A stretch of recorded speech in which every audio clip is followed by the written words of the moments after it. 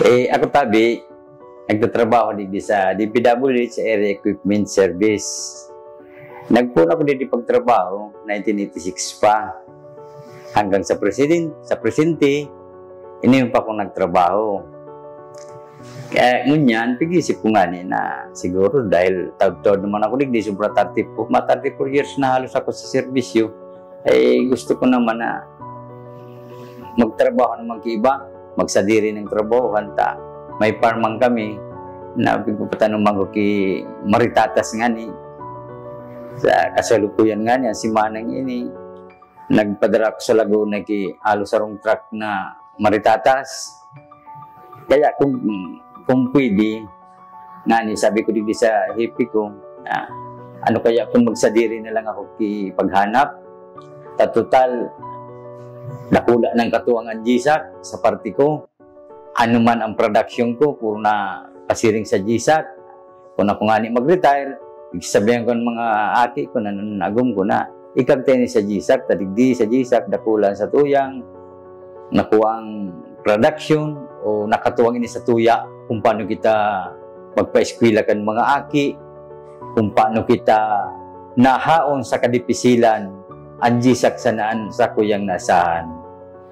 Bagong araw kan iba, na mautang pa sa ibang porsintuhan, haralangkaw ng porsinto, na dahil ka mang kidibili na makuha dyan, bagkus, ang sildo mong diit, kulang panibayan.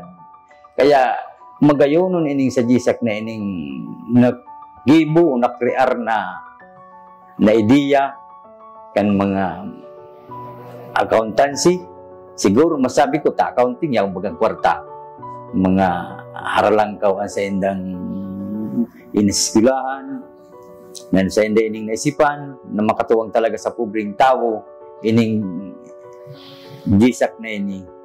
Ining asosasyon na ini kan GSAC, baku ining karaw-karaw, dakula kay ng tuwang sa mga taong pare sa kuya, lalo na ang pagpaadal ko, digdi ko pig-asa, any moment, any time na, utang ako digdi, okay lang. Total, igaman nga ni kidwa bagang pasmo ka ini, ansaro sa share of stock, ansaro yung nga nito ang pigkakubrahan kang kwarta sa panahon kang pagsahod. Dati, may ka-empleyado ako dito taga-gubat. Ito si Mrs. Lilia Porminto. One time, napot ko siya. Ano tabi, madam, sikreto mo kung pagpa-eskwela kan mga aki mo. Ako sabi ko, although mga aki ko sarday pa man. Gusto ko maabot man ini mag-high school or college, maarog ko man ang sa imong sistema na kung paano ako matabangan kang pagparadal ko kaya ni, na ito nga ni, na sa madaling sabi, dahil man ako mag-ubatan ta, kasino mong bagasan na sulo sa gobyerno, dito man sana. Ang sabi sa ko ni Mrs. Porminto, umintra ka, Mr. Diyos sa GSAC, tan GSAC, magayonon ang pag-intra dyan ta, makalun ka, tapos ang porsyento kang kwarta mo dito noon, ang utangon mo, 30% lang halos ang porsyento mo. Samantalang sa iba, 20% na, 15% o 10%, dahil kapag i-dividend na makukuha. Nan, any moment, ining organisasyon kan GSAC, maski anong oras ka umutang, pwede. Dahil di kipigtatanggihan, basta ikaw member, pwede ka makautang, pwede ka ninda matuwangan, maski anong oras, basta laog kan office hour. Iyo anan sa kuyang namati sa opisina ko. Pag abot kang panahon, ka nagpa-college na nga niya ko, high school college, pig-umpisan ko na. Dahil member na ako, nag-loan ako sa inda. Madaling-madali. Dahil ko na dipisilang kang pagpa-eskwela. Tapag sabi ko project, nautang lang ako sa GSAC. Mga 2 months, 3 months, bayad ko na. Taday man ako nautang ki sobra kadakula. Ayon man duman sa take home ko na sa kuya nagkuha bulan-bulan.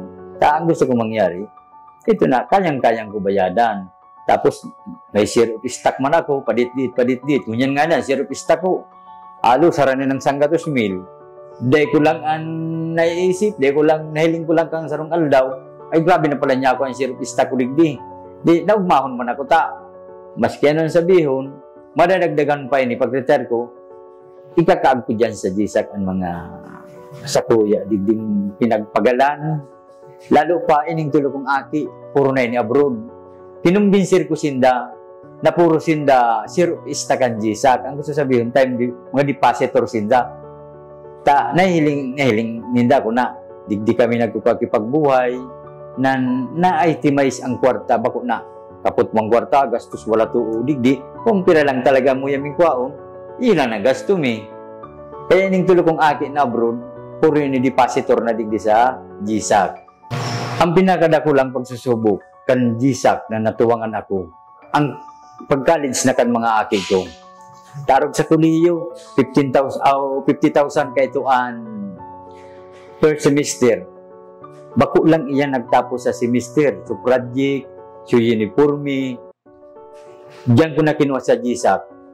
Any moment ako nalon. Then hindi ako pigukontrol kung kailan sa kuyang lulunon. Ayon man duman sa salary ko sa bulan-bulan. Ikadua, nakatuwang pa yan, sobra duman sa pagpa-eskwela ko, nakabakal ako kay mga property dahil sa Jisak. Nagutang ako sa inda, ibinakal ko kay property, ibinakal ko kay tricycle, duta. Sabay na yan sa pagpa-eskwela. Nakabakal ako tricycle na pampasada, pag Sabado Domingo, napasada ako, dagdag pa ito, pero ang pinunang kayo hali sa Jisak na kwarta. Dumangkuan ako Kaya salamat tunon ako sa Jisak, garo bagay yan sa kuya na gabayan, na nakatuwang kang pagbuhay kang pamilya ko, hasta sa presente. Takanday pa ko dyan nag-intra, napakahirap pang buhay ko. Di ko masabutan kung saan ako makuha kang pagpa-eskwela kayo ng mga aki, pag-abot ko ang panahon kang pag-adal. Kaya, ngunyan ako ang tama na nasabihan ako kang opisina ko kayo ito. Tagagubat ini si Lilia Purminto, yung cashier mi kayo ito. Sinunod ko siya na mag-intra sa Jisak para pag-abot ngayong panahon na ini, mag-aradal kan mga aki, dakula ng gasto sa college, high school college, dahil na ako madipisilan. Salamat tunon sana sa organisasyon ka Jisak, taduman ako na padalagan, nakalibre ako sa mga porsyentong haralang kawon, 20, 15, 10 porsyento nakalibre ako. Instead na mga porsyento ako sa iba, sa Jisak ko kay kaag ang sakuyang porsyento, iyan ang share ista ko dyan. Salamat sa Jisak. No. Ang sakuyang natutuhan sa Jisak, bilang miyembro, itong pahalagahan ang sentimos na nakukuha sa Jisak. Ang gusto sabihin, bagaman ako nag-uutang, pil na pil ko kung paano ko gastusin ang kwarta na itong tama sa pagpa-eskwela, sa pagbalon kan mga aki, sabihin talaga ni na food, clothing, shelter. Ang sakuyang natutuhan sa Jisak, daig ko ginibuan na, waldas wala tuo kung ano. Dakulang sa kuyang sekreto na ang kwartang iyan, mahalaga ho na pagdit-diton mi, tadayang iba kayan, na maabot. Tan ATM, kapot bagakan Jisak.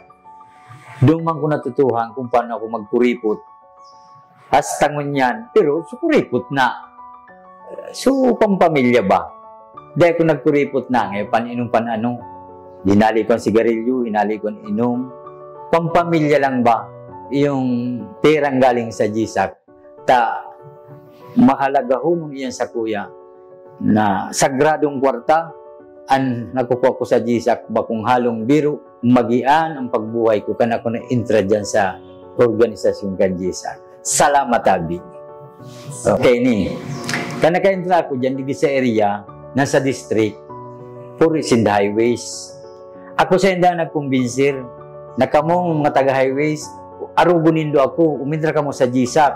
Dahil ang pamumuhay, iba, kumarali na kamo dyan sa porsintuhan na 20, 15 Gs. Taday kamo mapapala dyan, kahirak manindo.